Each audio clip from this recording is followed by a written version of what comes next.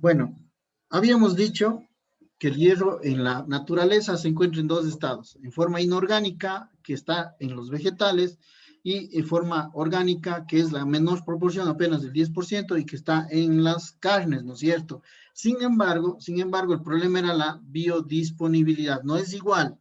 Si por más que yo tenga mucho hierro en los vegetales, estos no se absorben igual que las carnes, para nada. El primer punto es la forma iónica en la que se encuentra el hierro. El hierro en las carnes está en forma ferrosa, lo que le permite un acceso directo a través del transportador de metales divalentes tipo 1. Por aquí pasa el hierro en forma ferrosa, pero el hierro de los vegetales necesita transformarse de férrico a ferroso a través del citocromo B, y eso hace que ya tenga menor biodisponibilidad. Por tanto, se absorbe muy lentamente y muchas veces se pierde el hierro antes de absorberse, ¿sí? Entonces, no hay tiempo suficiente para que este hierro pueda absorberse de manera adecuada. Entonces, dentro de la célula, en el enterocito, nosotros vamos a tener que el hierro se va a almacenar, no puede estar libre, se almacena con una proteína. ¿Cómo se llama la proteína que almacena el hierro?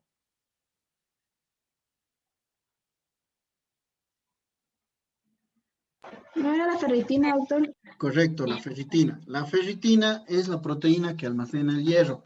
Entonces, una vez que la ferritina está bien, está al 100%, es decir, ya se llenó todo su almacén, la ferritina, el hierro, sigue su camino hacia la sangre, pero para esto tiene que pasar por un canal que se llama ferroportina. Es la puerta del hierro, ¿no? Ferroportina. Su nombre lo dice, puerta del hierro. Entonces, esta ferroportina la encontramos en todas las células, ¿no es cierto? Vemos aquí en el hepatocito, en un macrófago, pero también está en las células musculares que necesitan hierro. O sea, todas las células tienen una ferroportina por donde va a salir el hierro. Finalmente el hierro llega acá a la sangre, ¿sí? Y tenemos en dos formas al hierro en la sangre. Una es de forma libre, que es el hierro sérico que estamos viendo aquí en amarillo, y otra tenemos el hierro unido a la transferrina, ¿sí? Entonces, lo interesante está justamente en esta parte de la transferrina, porque la transferrina es el transportador de hierro, pero únicamente puede transportar unido al hierro entre el 30 al 50%. Su saturación es esa máxima. No se satura al 100%, máximo porque se satura del 30 al 50%. ¿Por qué? Porque depende de la capacidad de fijación, es decir, digamos, la reacción química que ocurre en la transferrina hace que se bloquee la unión al hierro. De hecho, se va pegando el hierro y es cada vez menos afín al hierro. Dicho de otra forma, la transferrina que está circulante sin el hierro, la apotransferrina que está sin hierro, tiene una alta capacidad de fijación. Alta capacidad de fijación nos está buscando hierro. Pero cuando el hierro ya se ha pegado a la transferrina, cuando ya tenemos hierro, esa capacidad de fijación disminuye, haciendo que el hierro ya no se pegue. Entonces queda saturada entre el 30 al 50% aproximadamente. Posteriormente, este hierro unido a la transferrina se circula hasta llegar a un receptor de transferina. ¿Dónde está ese receptor? En todas las células, no solo en el hepatocito. Aquí en el dibujo está en el hepatocito, pero está en todas las células. Entonces llega al receptor de transferina y luego es introducido dentro del hepatocito. Aquí, obviamente, el hierro no puede estar libre. El hierro tiene que unirse a la ferritina. Entonces aquí el hierro se deposita en forma de ferritina. Una vez que la ferritina está al 100%, el hierro vuelve a salir, sale por la ferroportina y otra vez lo tenemos en forma de hierro sérico. Y este se va una vez más a unir con la transferina y vuelve otra vez el ciclo, ¿no es cierto?, de transportar el hierro hasta otras células. Ahora, en el macrófago pasa algo un tantito diferente. ¿Qué es lo diferente? Que aquí el macrófago que está en el vaso está esperando al glóbulo rojo que ya ha pasado más de 120 días circulando, es decir, un glóbulo rojo viejo, llega, lo destruye y recicla el hierro. Miren cómo aquí está reciclando el hierro hasta que satura al 100% de ferritina. Obviamente el hierro tiene que estar unido a la ferritina. Y luego, cuando ya se satura, pues va a salir a la sangre en forma de hierro sérico a través de la ferroportina. Entonces, quiero que se fijen mucho y presten mucha atención. El hierro sérico es muy importante. Todas las células tratan de mantener hierro sérico en la sangre. ¿Por qué? Bueno, ahorita vamos a entender algunas situaciones interesantes. Uno, biodisponibilidad. Ya hablamos hace rato que las carnes tienen mayor biodisponibilidad que los vegetales, ¿sí? Pero esto puede ser modificado por la dieta. Por ejemplo, si yo doy vitamina C, ácido ascórbico, a un paciente, eso va a hacer que se incremente la absorción del hierro. Va a incrementarse rápidamente la absorción del hierro, ¿sí? Mientras que los fitatos y los polifenoles, que son cereales de forma general, ¿qué es lo que pasa con los fitatos y polifenoles? Van a unirse al hierro, formar otros compuestos intermedios y básicamente eso ya no permite la absorción del hierro. Por tanto, se retarda mucho más la absorción del hierro mediado por los cereales. Y aquí un punto digamos, un punto para llamar su atención. Digo, yo siempre pienso que la dieta vegetariana no es mala, es muy buena, permite un control adecuado de peso, es bastante saludable, sin embargo es necesario que se lleve muy claro esta parte. En relación al hierro es la peor dieta, porque imagínense, uno, la biodisponibilidad está disminuida. Dos, siempre comen cereales que van a tener fitatos y polifenoles que finalmente se llevan el poco hierro que se puede absorber.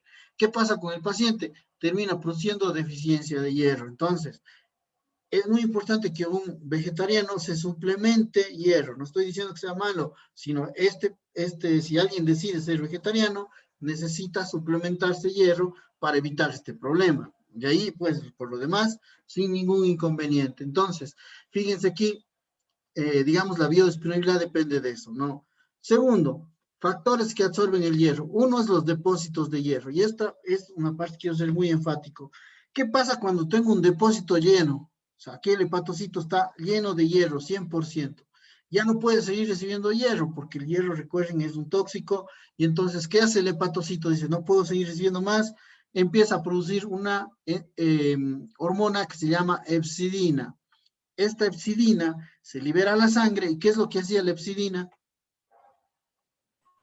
Bloquea a la ferroportina Bloquea la cuando ferroportina, correcto. Si bloqueamos la ferroportina, pues el hierro ya no puede salir del enterocito, ya no puede salir del macrófago, ya no se absorbe porque esta proteína transportadora de metales divalentes también se cierra por efecto del mismo eje hepcidina-ferroportina, ¿sí? Entonces, simplemente el hierro empieza a disminuir. Disminuye el hierro sérico, ¿sí? Aumenta la capacidad de fijación de la transferrina, disminuye la saturación de la transferrina, es obvio, ¿no? Y finalmente la cantidad de hierro que llega acá disminuye, entonces empieza a bajar la ferritina. Una vez que la ferritina dentro del hepatocito empieza a bajar, el hepatocito lo que hace es dejar de producir hepcidina. Como ya no hay hepcidina, ¿qué pasa con la ferroportina? empieza a aumentar. Empieza a aumentar. Entonces se abre la hepcidina, se abre la ferroportina y eso hace que el hierro incremente nuevamente. Entonces miren, es un jueguito, ¿no? Se saturó, se produce hepcidina, se desaturó, se deja de producir para que entre más hierro. Entonces, el sistema lo que trata es de evitar la sobrecarga de hierro. Lo que el organismo quiere es evitar la sobrecarga de hierro. Aquí un aforismo muy interesante en hematología. Digo, nosotros tenemos un sistema que evita la sobrecarga, pero en que en cambio nos deja desprotegidos ante la ferropenia, porque no puede manejar la deficiencia de hierro. Es difícil manejar eso. Ok. Otro punto interesante es la actividad eritropoyética. ¿Qué es esto de actividad eritropoyética? Es decir, la actividad de la médula ósea. Si la médula ósea está produciendo muchos glóbulos rojos, ¿cómo está el consumo de hierro? ¿Qué dicen ustedes? Alterado, o sea, disminuido Aumentado, por la no, cantidad. aumentado. Si la médula ósea está produciendo muchísimos glóbulos rojos, más de lo normal, pues obviamente está consumiendo mayor cantidad de hierro. Entonces, esto hace que también consuma este hierro que está circulante en la sangre. Ya vamos a entender esto un poquito mejor con una imagen. El oxígeno de la hemoglobina es muy importante. ¿Qué pasa si baja el oxígeno de la hemoglobina? ¿Alguna idea? No van a poder transportar adecuadamente el hierro Entonces la también. médula ósea empieza a producir más glóbulos rojos para compensar. Pongamos un ejemplo para que se entienda mejor. Un paciente que tiene EPOC, enfermedad pulmonar obstructiva crónica.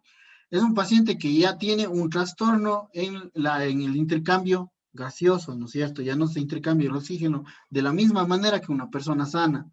Entonces, cuando un glóbulo rojo pasa por esos alvéolos que están dañados, ¿qué es lo que ocurre? No se oxigena, o se oxigena parcialmente. ¿Qué es lo que hace el sistema? Incrementa el número de glóbulos rojos. Ok, si antes yo tenía un glóbulo rojo, llevaba 1 litro. Si un glóbulo rojo lleva 1 litro, ahora ese glóbulo rojo lleva medio litro, porque no tiene chance de llevar más. Entonces voy a poner 2 glóbulos rojos, así entre dos van a alcanzar a llevar el litro que necesito. No sé si me entienden la idea. Es un mecanismo de compensación para tratar de acarrear mayor cantidad de oxígeno. Entonces, este oxígeno de la hemoglobina también tiene que ver con la actividad eritropoyética. O sea, menos oxígeno, más glóbulos rojos necesito, por tanto, más hierro se consume. Entonces, es muy importante eso también. Y otro punto interesante, inflamación. ¿Por qué inflamación? ¿Qué habíamos dicho? La lepsidina, ¿se acuerdan ustedes que dijimos la vez anterior que era la lepsidina en respuesta a la inflamación? ¿Qué hacía?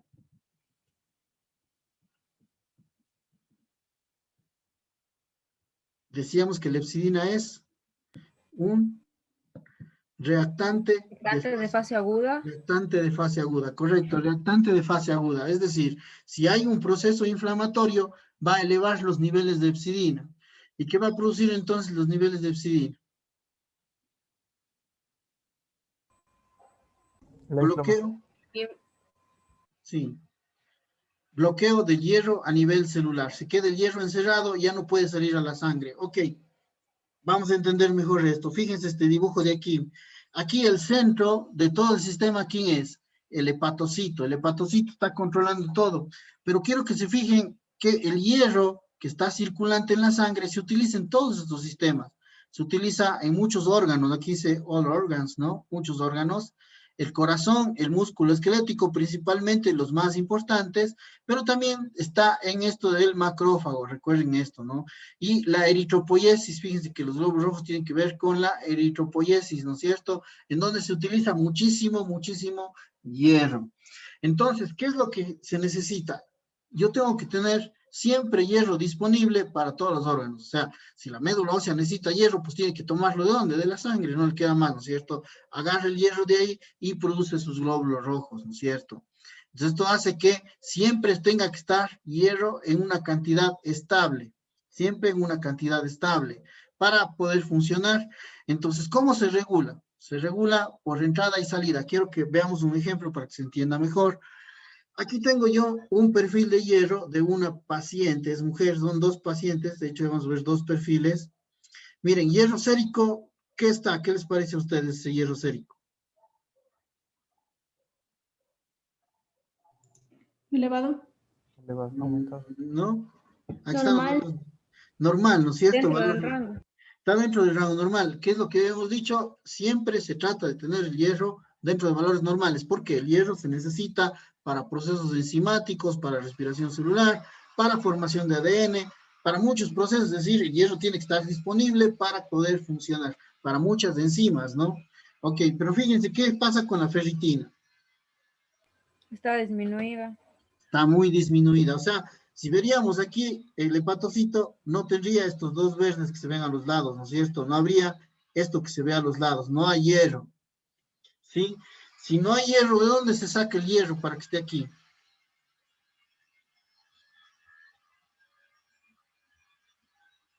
¿De dónde más sale el hierro, aparte del hígado? Del vaso. ¿Ya de dónde más? Claro, de los macrófagos, ¿de dónde más? Del músculo esquelético, del músculo cardíaco, de muchos órganos. Es decir, vamos a tener trastornos en otros órganos. Es por eso que la deficiencia de hierro se asocia con otros síntomas como dolor muscular, intolerancia al ejercicio, no por la anemia en sí, sino más bien por la deficiencia de hierro que está en otros órganos. Ahora, fíjense qué pasa con la transferrina. ¿Qué nos está indicando esto? La transferina. Elevada. ¿Ya qué Disminuida. significa? La No. capacidad de fijación que está elevada. ¿Por qué?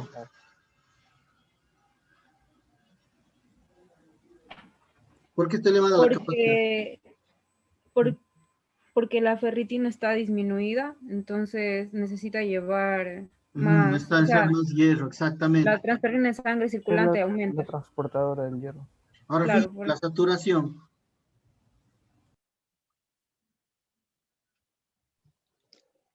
está dentro del rango también. ¿Seguro? Ah, no, está disminuida, Un perdón. poquito. Está disminuida. Ya, ¿qué nos indica esto? Que el hierro en la sangre realmente está disminuido. O sea, mantenemos un nivel normal del hierro sérico. Recuerden que el hierro puede estar libre. Es el hierro libre, ¿no? El que está normal, el que está disponible. Pero el hierro unido a la proteína está disminuido. ¿Por qué? Porque hay ferropenia. Porque no hay hierro en las reservas. Entonces, esto es típico de una anemia por deficiencia, de una deficiencia de hierro, más bien dicho. Sí. Recuerden, por favor, hierro sérico, ferritina, la transferrina y la saturación del hierro es del perfil de hierro. Ahora vamos a ver otro ejemplo. Fíjense aquí, vamos de nuevo. ¿Qué pasó con el hierro sérico? Ha disminuido. No, está Está entre que En el rango normal. está normal, ¿no es cierto? Ok. Vamos con la transferina. La capacidad de fijación sería, capacidad de fijación de transferina. también está entre los valores normales. ¿Seguro? Levemente aumentada, Ya, ¿esto qué nos indica que está aumentada?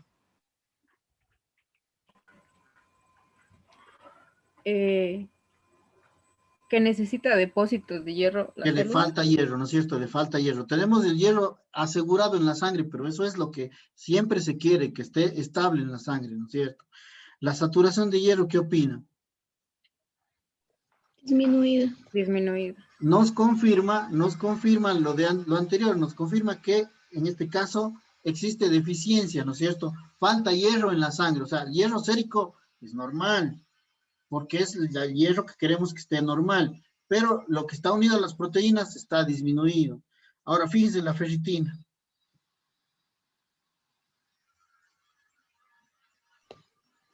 Normal. Ya, ¿cómo me explico yo eso? ¿No debería estar disminuido también?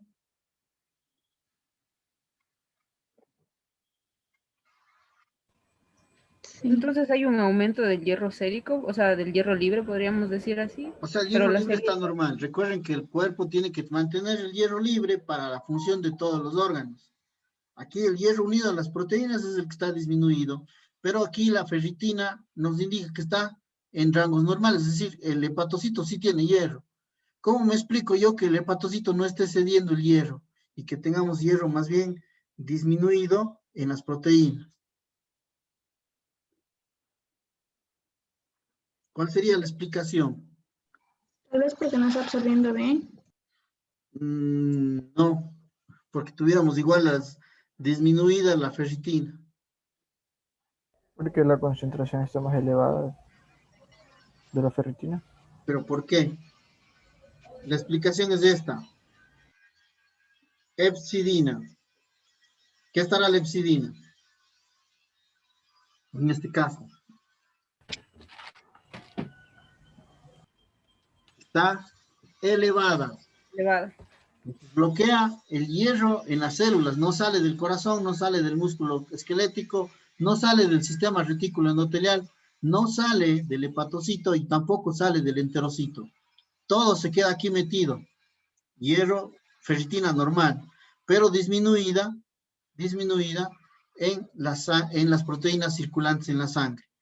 ¿Por qué creen que está esta epsidina elevada? ¿Qué debe tener esta paciente si es mujer?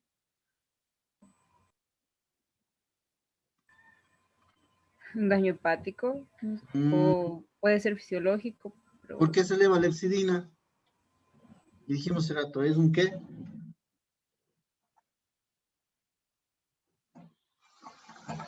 ¿Qué era la epsidina? porque está pasando por un proceso inflamatorio. Exacto.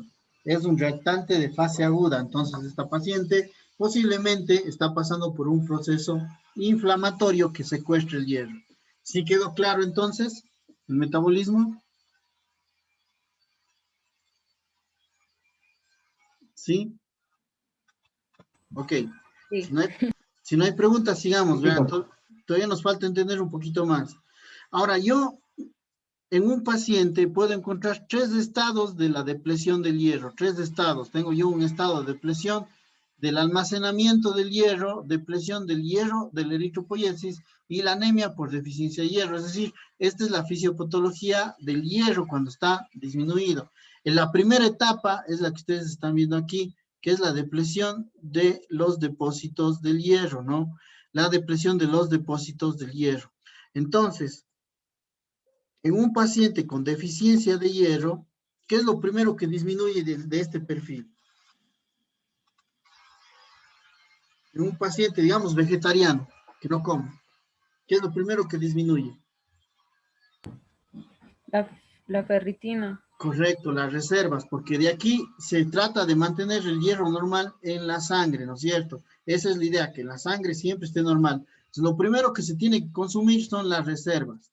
Entonces, en esta primera etapa que se llama estado prelatente, ¿sí? Estado prelatente, vamos a ver que lo que está único alterado es la ferritina que está baja.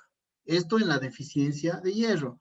Ferritina está baja. Miren, la capacidad de fijación es normal. El índice de saturación es normal, la hemoglobina normal, el volumen corpuscular es normal y no existe hipocromía ausente, ¿no? Ausente. Entonces, fíjense, aquí tengo yo una imagen de frotis de sangre periférica donde vemos glóbulos rojos normales, no llaman la atención. Se llama etapa o periodo prelatente o también etapa de depresión del almacenamiento del hierro, ¿ok? La segunda etapa, que sería etapa latente, en este caso, aquí ya no solo falta la ferritina, sino nos falta también el hierro unido a las proteínas. ¿Qué es lo que va a pasar? Miren, disminuye la ferritina. Miren, la capacidad de fijación puede estar normal o elevada y la saturación de transferrina está disminuida, ¿sí? Disminuida. Los glóbulos rojos pueden estar ligeramente disminuidos, pero con volumen corpuscular normal y sin hipocromía. O sea, normales. Si nos fijamos, estos dos frotis son exactamente iguales el uno con el otro.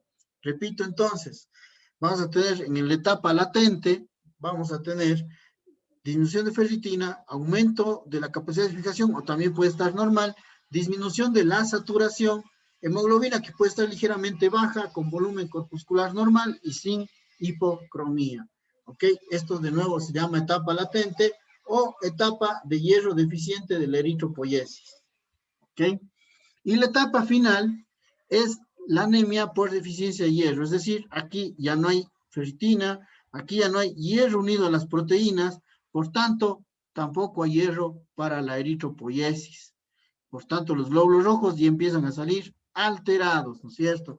De aquí vamos a ver, miren, tengo yo ferritina baja, un incremento en la capacidad de fijación, un incremento en la saturación, perdón, una disminución, perdón, de la saturación de transferrina, una disminución de la hemoglobina, una disminución del volumen corpuscular medio, y ya vamos a tener hipocromía. En el frotis de sangre periférica se pueden ver, miren, los glóbulos rojos, se puede ver que el halo central, que deben tener la parte central, que es generalmente transparente, es mucho más grande debido a la deficiencia de hemoglobina, ¿no? Y los glóbulos rojos ya más pequeños que en este caso en particular. Esto, ¿cómo se llama? Etapa de deficiencia de hierro, etapa de anemia por deficiencia de hierro. No sé si está claro, ¿preguntas de esto? Doctor, ¿y los pacientes, por ejemplo, que presentan esplenomegalia o hepatomegalia, ellos van a producir mucha más hepsidina y así a su vez hierro y todo su mecanismo se va a alterar, o sea, produciendo más? Ya, bueno, sí, o sea, verá, hay que tener en cuenta que la esplenomegalia y la hepatomegalia no deben estar en anemia por deficiencia de hierro solita. Por ejemplo, una mujer que menstrua mucho no va a tener deficiencia de hierro con hepatoesplenomegalia. Si yo encuentro una paciente con esplenomegalia, debo pensar que la anemia es por otra causa, no por deficiencia de hierro. O sea, debería yo buscar otro lado, ¿sí? Ahora, hay enfermedades como el cáncer, sobre todo cáncer de la sangre, que sí se acompañan de esplenomegalia y hepatomegalia, y este cáncer de la sangre obviamente va a dar anemia. ¿sí? Entonces sí puede dar sus problemas de este tipo, pero, digamos, no es deficiencia de hierro pura. Algo más hay de fondo, ¿sí me entiendes? Ahora, yo hago un frotis de sangre periférica, ¿sí? Normalmente yo debo encontrar glóbulos rojos que sean del mismo tamaño de un linfocito. Un linfocito aproximadamente tiene 9 micras. Entonces, los glóbulos rojos deben medir ese tamaño. Si se fijan, claro, aquí parece un poquito más pequeño, pero en realidad es un glóbulo rojo normal que tiene su centro pálido, normal, ¿no es cierto? Con un halo rojo, que es lo usual en un paciente normal. Fíjense que este frotis tiene esta célula que, digamos, está normal. Pero también tengo células que están chiquitas, como esta de acá abajo, que tiene un halo muy grande, que tiene un centro muy grande, perdón, y el halo pálido, ¿no? El halo pálido, o sea, es microcítico, hipocrómico. Y así puedo ver en diferentes estados. Posiblemente este está en una etapa prelatente, sí, posiblemente este que está más pequeño sea una etapa latente, y este obviamente es una etapa de deficiencia de hierro clara, ¿no? Miren que hay muchos así en diferentes estados. Ok, este cambio en el tamaño de los glóbulos rojos, ¿cómo se llama? ¿Qué término tenía? Cuando los glóbulos rojos cambian de tamaño. Anisocitosis. Exacto. Entonces es muy frecuente que la anemia por deficiencia de hierro se acompañe de anisocitosis, ¿ok? Ya vamos entendiendo entonces por qué los pacientes hacen estos problemas. Muy bien. Ahora, una vez entendido todo este proceso de la alteración del hierro, cómo funciona la absorción y todo lo demás, tenemos que ir a ver las necesidades de hierro, que son muy importantes para entender la enfermedad. Entonces, si nos vamos a ver en esta tabla, fíjense los niños hasta los 6 meses de edad, ¿cuánto hierro necesitan? 0.27 miligramos, o sea, es un cuarto de un miligramo que se necesita diariamente en los niños de 6 hasta los 6 meses, ¿no? Pero, ¿qué pasa con los niños cuando están más allá de los 6 meses? Fíjense este salto de aquí, 11 miligramos, de 0.27 a 11 miligramos. Entonces, yo creo que queda claro que estos niños son niños que tienen ya riesgo de anemia. Entonces, pongámonos a pensar un poquito, ¿qué tipo de dieta es la que reciben estos bebés?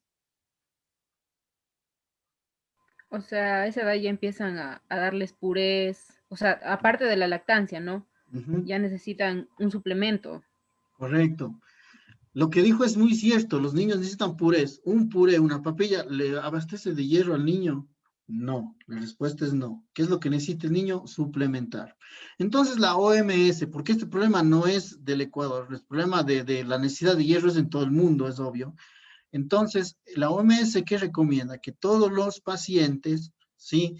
Que todos los niños, desde los 4 meses, deban de recibir suplemento de hierro. De hecho, las leches que les dan a los niños, las leches de tarro, tienen hierro, están enriquecidas con hierro para justamente, digamos, este problema que tenemos aquí es un salto impresionante en las necesidades. ¿Por qué? El niño está en crecimiento, ¿no? El niño está en crecimiento, aumenta su tamaño de forma importante entre los 7 a 12 meses de edad, prácticamente duplica el tamaño al nacimiento. Entonces, esto hace de que necesite más hierro para sus funciones fisiológicas, ¿no es cierto? Ahora, a partir de aquí, de los 12 meses más o menos, digamos que mantiene relativa estabilidad.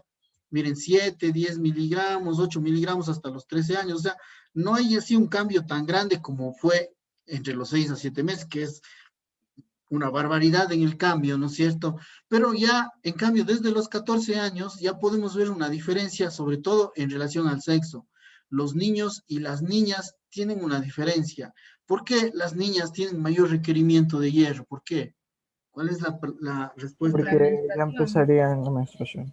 Correcto, por la menstruación. Entonces, la menstruación entonces nos genera a nosotros un incremento en las necesidades que miren que se mantiene en la edad adulta. No es que cambia la situación en la edad adulta, las mujeres siguen requiriendo mucho mayor cantidad de hierro que los varones. Los varones siguen siendo así 8, 11, o sea, no cambian sus necesidades en relación, si podríamos poner un promedio 10 miligramos por día para los hombres, pero las mujeres sí hacen un cambio importante. Ahora esto se cambia digamos, se vuelve nuevamente a igualar después de los 50 años, donde ya tanto hombres como mujeres necesitan 8 miligramos. ¿Por qué? ¿Por qué a partir de los 50 años? Por la menopausia. Correcto, la menopausia es la mejor explicación. Ahora hay un grupo interesante que son adolescentes o mujeres embarazadas, las dos. Miren la cantidad de hierro que necesitan. Es un salto muy grande, de 18 a 27. Es como esto, ¿no? Es como lo que vimos al principio de los bebés, ¿no es cierto? Es un salto muy impresionante. Sean adolescentes o sean ya mujeres de edad adulta, pues tienen un alto requerimiento de hierro durante el embarazo.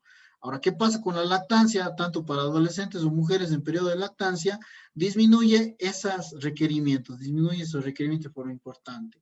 Entonces, en esta tabla yo puedo sacar 3 grupos de riesgo. ¿Cuáles son los grupos de riesgo que podemos sacar de esta tabla? Niños preescolares, mujeres en edad fértil y mujeres embarazadas. Exacto. Niños preescolares, ¿no es cierto? Niños pequeños, ¿ok? Mujeres en edad fértil, es decir, todas las mujeres que van a menstruar desde adolescentes hasta mujeres adultas y finalmente mujeres embarazadas. Serían los grupos vulnerables que pueden desarrollar posteriormente deficiencia de hierro a los que tenemos que cuidar. De hecho, en nuestro país es obligatorio suplementar hierro a los bebés y a las mujeres embarazadas, justamente por esta situación, por los requerimientos de hierro que tienen los niños y las mujeres en estos periodos de la vida, ¿no? Ahora, salto un ratito esto. Vamos a ver un poco ya de epidemiología de la enfermedad. ¿Qué tan importante es la deficiencia de hierro? Lo primero que tenemos que mencionar es la deficiencia. ¿Qué pasa con la deficiencia de hierro? Es muy difícil de saber cuántos pacientes mismos tienen deficiencia. ¿Por qué? Ninguna persona va al médico si no tiene molestias. Es muy difícil que una persona que esté en etapa prelatente o en etapa latente llegue al médico porque no tiene síntomas. Generalmente llega en etapa de anemia por deficiencia de hierro, donde ya va a tener los síntomas de la anemia. Entonces, es difícil saber cuántos pacientes pueden tener deficiencia. De hecho, yo en mi consulta, que he visto muchos pacientes con deficiencia de hierro, tengo nada más que recuerde 3 casos que he encontrado en estado prelatente o latente. 3 pacientes. Es decir, que hemos suplementado hierro para ese problema, pero que no han tenido anemia. Entonces, son muy poquitos los que realmente llegan así. Ahora, los grupos más importantes son los que ya habíamos conocido, ¿no es cierto? 40% de anemia por deficiencia de hierro en niños preescolares, 38% de anemia por deficiencia de hierro en mujeres embarazadas y hasta 30% de anemia por deficiencia de hierro en mujeres en edad fértil. ¿Qué es lo que tienen en común estos grupos? Ya habíamos visto esto. ¿Qué tenían en común? ¿Por qué tienen deficiencia de hierro estos 3 grupos?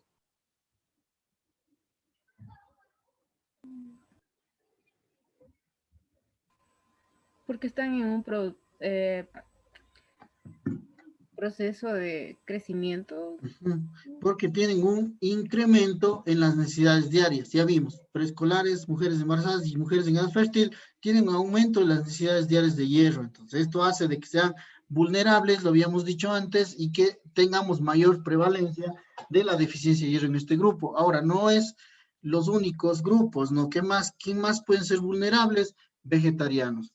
Lo hemos mencionado previamente. Una persona vegetariana que no se suplementa va a tener anemia por deficiencia de hierro.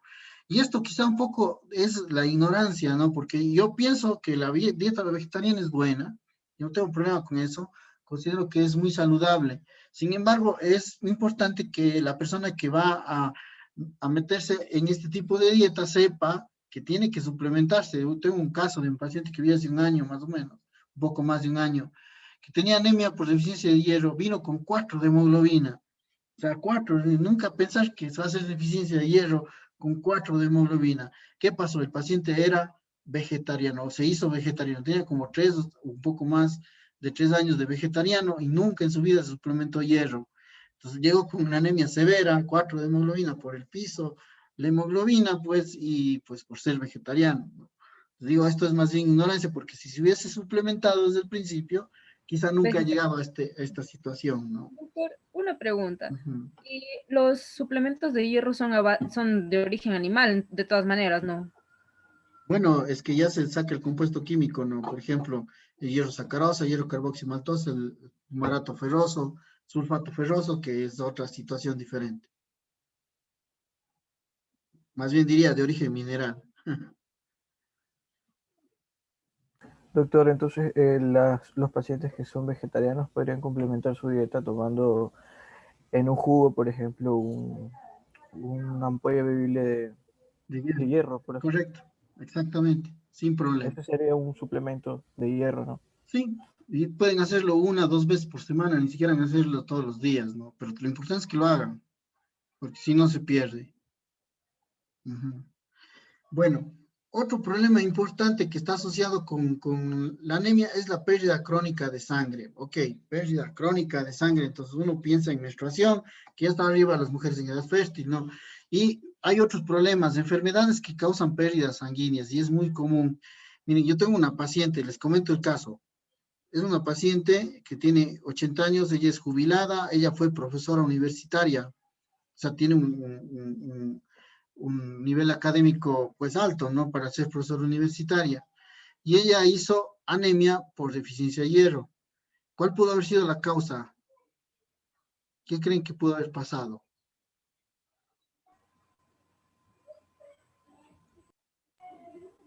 Tal vez tuvo, no sé, algún Mala problema. alimentación. Ya, correcto. ¿Será Mala que ella absorción. tenía mala alimentación? Verán, jubilada, era profesora universitaria, tiene un buen nivel académico, claro, tiene 80 años. ¿Será que no se está alimentando lo suficiente? No, pero el cuerpo también, o sea, no solo uno envejece físicamente, sino también por dentro el cuerpo. Claro. ¿Será que todos los viejitos a los 80 años pueden hacer anemia por deficiencia de hierro? ¿O tiene que pasar algo para eso? No, no todos. Creo que deben haber factores más predisponentes, o sea, Correcto. quizá secundario alguna patología digestiva o Es que de... es una mujer de 80 años. ¿Cuál sería la vía de pérdida de sangre?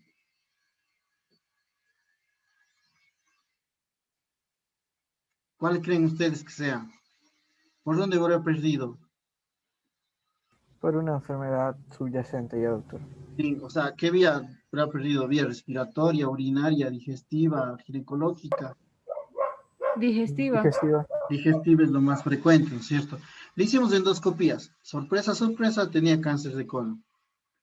Entonces, en un paciente mayor de 60 años, y esto está demostrado en la bibliografía, pueden leer ahí en muchos artículos, con un riesgo relativo de 7 punto algo más, que yo no recuerdo bien, es decir, un riesgo alto, una persona mayor de 60 años con deficiencia de hierro es más probable que tenga cáncer de colon que cáncer de estómago, ¿sí? Entonces es muy importante hacer estudios endoscópicos buscando pérdida crónica de sangre. Ahora, les traigo a continuación este cuadrito. Este cuadrito es tomado de un libro, se llama Essentials of Hematology, que habla sobre, bueno, enfermedades hematológicas y sobre todo, de aquí tomé algunas cosas interesantes para la anemia por deficiencia de hierro y quise tomar esto que tenía, este recuadro que tenía el libro, dice, países en desarrollo, ¿cuáles son las causas? Falta de ingesta y pérdida sanguínea crónica. Ok, vamos con el primer punto. Falta de ingesta, sí, falta de ingesta. En países subdesarrollados se entiende que yo voy a tener problemas nutricionales, es muy común la desnutrición y por eso también el 40% de niños preescolares tienen anemia, ¿no? Ok. Sin embargo, precisar de primera intención falta de ingesta en mi paciente, no, esa es la última opción. Definitivamente yo, si veo un paciente con deficiencia de hierro, lo último que quiero pensar es que sea porque no está comiendo. Es más probable que tenga algo malo y buscarlo algo malo hasta que ya descarto ese problema y sí digo, ok, vamos, pues no está comiendo. Corregimos la dieta, ¿no? Ok, esto es muy importante porque ya he visto que pasa esto. Dicen, es una viejita, no estás comiendo, pues tiene anemia, dejemos de ahí. No, no, no, no, no, para nada. Si es una viejita, tenemos que hacer endoscopía y colonoscopía porque es probable que tenga un cáncer de colon. Y esto también he visto. Tuve hace algún tiempo ya una paciente, así mismo mujer, con anemia por deficiencia de hierro, ya le había visto el gastroenterólogo, le había hecho una endoscopia alta y no había encontrado nada, y le manda, dice, dame viendo porque no sé qué más puede tener. Dije, ¿le hiciste colonos? Y me dijo, no. Digo, hazle colonos. Le hizo colonoscopia, cáncer de colon. O sea, no es a propósito lo que está en la literatura, ¿no? Entonces es muy importante pensar en pérdidas. Claro, un paciente deprimido no se alimenta bien, si va a tener ese tipo de problemas y puede tener esto, pero hay que descartar primero lo más grave para quedarme con lo menos grave, ¿no? En realidad. Ok. Aquí dice pérdida sanguínea crónica por parasitosis. ¿Alguien iba a preguntar algo? Sí, doctor, una pregunta. O sea, ¿es exclusivamente para el tipo de cáncer de colon o puede ser para otro cáncer? Sí puede ser otro. Lo único que estoy diciendo por epidemiología, lo más frecuente es que sea un cáncer de colon. Pero sí puede ser otra cosa, definitivamente.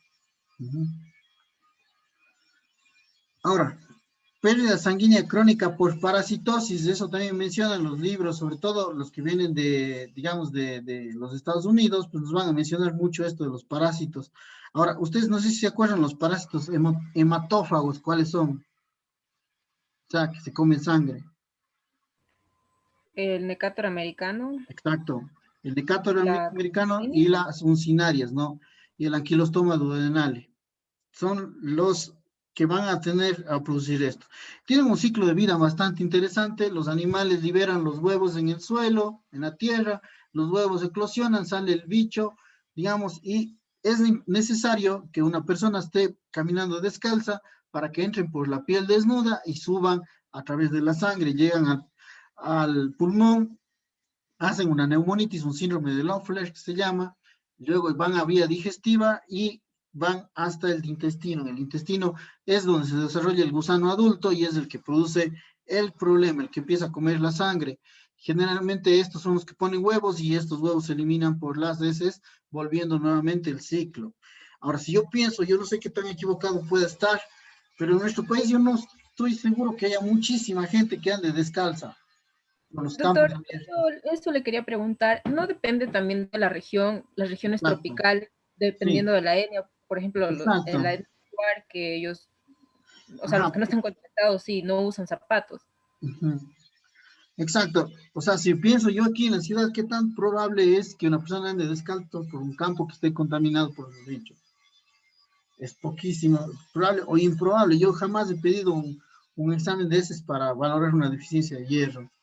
Pero debe haber lugares donde sí, supongo, ¿no? Donde la prevalencia es más alta y se puede hacer el descarte, ¿no?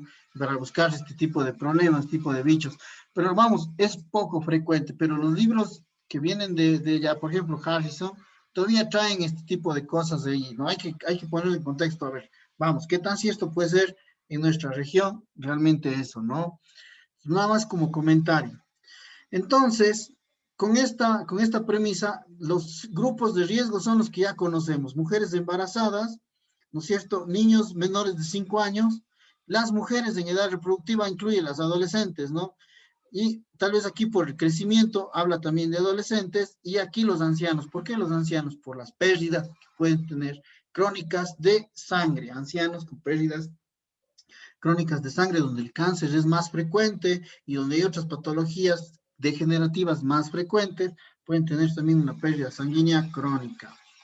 Muy bien. Entonces, aquí tenemos en esta tabla las causas de deficiencia de hierro. Vamos a ir analizándolas de a poquito. Si cada una de las causas, fíjense aquí, dice causas fisiológicas, ya hemos hablado de ellas, así que rápidamente las vemos. La infancia, el crecimiento rápido de los adolescentes, el sangrado menstrual, el embarazo y algo interesante, la donación sanguínea. Esta tabla es sacada del New England Journal of Medicine, entonces, esto pasa en estos países, ¿no? El Reino Unido es un país donde tienen un sistema de salud muy fuerte, donde tienen bancos de sangre que funcionan a la perfección y hay personas que tienen conducta de donación y van y donan frecuentemente su sangre. Ellos tienen esa cultura que es muy interesante y ellos describen esta anemia por deficiencia de hierro secundaria a la donación. Yo creo que acá no voy a tener la suerte de hacer ese diagnóstico, no lo sé, pero creo que no, difícilmente, ¿no? Hacer ese diagnóstico. Causas medioambientales, ok, la insuficiente ingesta, la pobreza, la malnutrición, y aquí habla de la dieta vegetariana y vegana, que son pobres de hierro, sí, todo esto ya hemos hablado, ya entendemos por qué, ¿verdad? Ahora vamos, causas patológicas, disminución de la absorción, y esto es importante, gastrectomía, bypass duodenal, cirugía bariátrica. Son casos en donde se ha perdido el órgano primordial donde se absorbe el hierro, que es el estómago y el duodeno, ¿no? Es ahí donde se van a absorber, a quitarle el duodeno, pues no se absorbe, es obvio, ¿no? Ahora, estos pacientes son fáciles de identificar, ¿por qué? Porque tienen el antecedente quirúrgico, y bueno, yo me hice una gastrectomía, o me hicieron esto, y por eso entonces vengo con anemia. Entonces uno ya sabe que es por esa la causa, ¿no? Que generalmente lleva anemia. Fíjense, Helicobacter pylori.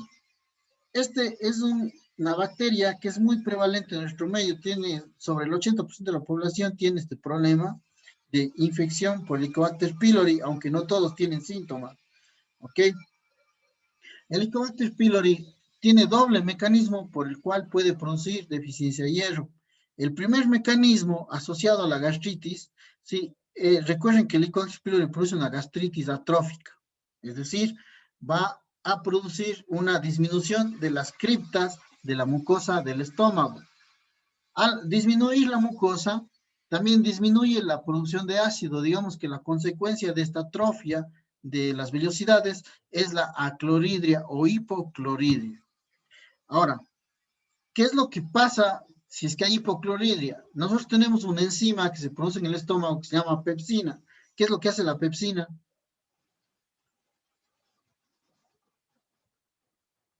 Era la que segregaba o sea, bueno, protegía la mucosa del estómago, encargada de la mucosa del estómago. Exacto, protegía la mucosa bueno, la pepsina no, perdón. La pepsina lo que hace es degradar las proteínas. Sirve para metabolizar las proteínas. Pero la pepsina no funciona para que el pepsinógeno que produce la mucosa convierta a pepsina, tiene que tener un pH por debajo de 3.4. Es decir, que necesitamos el ácido gástrico para que esa pepsina pueda funcionar. Creo que resulta obvio que si una persona tiene hipocloridria o acloridria, pues la pepsina no se puede activar, el pepsinógeno no se activa, por tanto no se puede digerir las proteínas, no se puede liberar el hierro. El primer mecanismo del Helicobacter pylori es la hipocloridria. Y el segundo mecanismo es que el mismo Helicobacter pylori necesita el hierro para dividirse, para procesos metabólicos. Por tanto, compite con nosotros por el hierro. Pues miren, doble mecanismo del Helicobacter pylori para esto. Ok, enfermedades celíacas producen, digamos, malabsorción, gastritis atrófica, ya entendemos por qué, ¿no es cierto? Lo mismo, hipocloridria. Enfermedad inflamatoria intestinal, pues va a producir también trastornos en la absorción del hierro. Ahora, lo más importante es este grupo, quizás el más frecuente, pérdidas sanguíneas crónicas. Por ejemplo, esofagitis, gastritis erosiva, úlcera péptica, diverticulitis, que son muy comunes, ¿no? Tumores, cáncer intestinal, enfermedad inflamatoria intestinal que produce sangrado, angiodisplasia que produce sangrado, hemorroides que produce sangrado, parásitos, que ya los conocimos, ya hablamos, y de curso oscuro, es decir, que nunca se encuentra la causa del sangrado en general. Entonces, esto es lo más común, causas gastrointestinales. Causas geniturinarias. Entonces, aquí incluye el sangrado menstrual. Quiero llamar su atención. Dice hemólisis intravascular. ¿Qué es esto de hemólisis intravascular? Se rompe el glóbulo rojo dentro de los vasos sanguíneos, no en el vaso, sino más bien dentro de las arterias y las venas, y libera la hemoglobina. La hemoglobina libre tiene que transformarse en bilirrubina, pero esto lo hace a través del macrófago. Entonces tiene que llegar la hemoglobina desde donde se rompió el glóbulo rojo hasta el vaso o hasta el hígado, que están los macrófagos. Si es que no llega, pues no se transforma. Por tanto, la hemoglobina permanece estable hasta que llega al hígado o al vaso. Sin embargo, puede primero pasar por el riñón. Antes de pasar por el hígado o el vaso, pasa por el riñón. En el riñón se filtra la hemoglobina y se elimina por la orina. Recuerden ustedes que la hemoglobina tiene hierro. Por tanto, son personas que están rompiendo sus glóbulos rojos, orinando hemoglobina, tanto tiempo que terminan produciendo deficiencia de hierro. ¿Sí? Deficiencia de hierro. Entonces es muy importante. Todas las que están aquí entre paréntesis son, digamos, ejemplos de anemias hemolíticas intravasculares. Enfermedades que produzcan sangrado sistémico, pues que vamos a hablarlas de su capítulo correspondiente. Vamos a hablar más de aquí. Y miren, relacionada a drogas. Por ejemplo, glucocorticoides, salicilatos, los AINES. Pregunta, ¿por qué los AINES, los salicilatos que tienen similitud con los AINES, producen, digamos, pérdidas crónicas de sangre? ¿Por qué producen anemia por deficiencia de hierro? Porque inhiben las ciclooxigenasas y esta a su vez actúa sobre las prostaglandinas y van a alterar la mucosa intestinal y esto puede causar ulceraciones y Correcto. Así es. Entonces, al tener este problema, vamos a tener nosotros pérdida crónica de sangre a través de úlceras o erosiones de la mucosa gástrica. Lo mismo con los esteroides. Ahora, ¿por qué el omeprazol, que es un inhibidor de bomba de protones, produce deficiencia de hierro? ¿Cuál es la explicación? Porque causa hipocloridia. Exacto. Ya sabemos que la hipocloridia nos lleva a la mala absorción de las carnes, ¿no es cierto? Miren, hay una causa genética que es la anemia por deficiencia de hierro refractaria al hierro, eso lo vamos a ver después, y una eritropoiesis restringida al hierro, ¿no? Hierro restringido, eritropoiesis alterado. ¿Qué significa esto? Cuando yo le doy eritropoietina, que es un estimulante de la eritropoiesis, a un paciente con infrarrenal, por ejemplo, lo que voy a hacer es que la médula ósea esté trabajando más. Si la médula ósea trabaja más, consume más hierro, y eso lleva a la deficiencia de hierro. Entonces, este sería un resumen de las causas que llevan a la deficiencia de hierro. ¿Tienen alguna pregunta hasta aquí?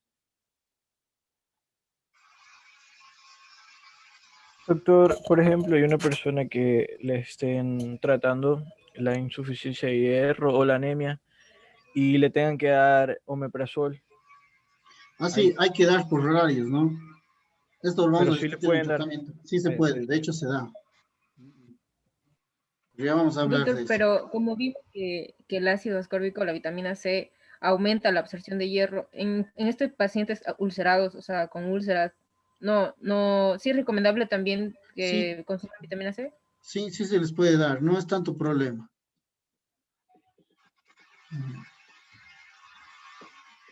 Pero bueno, esto vamos a ver más adelante. ¿Alguna otra pregunta? Ok, muchachos, entonces vamos a dejarlo hasta ahí.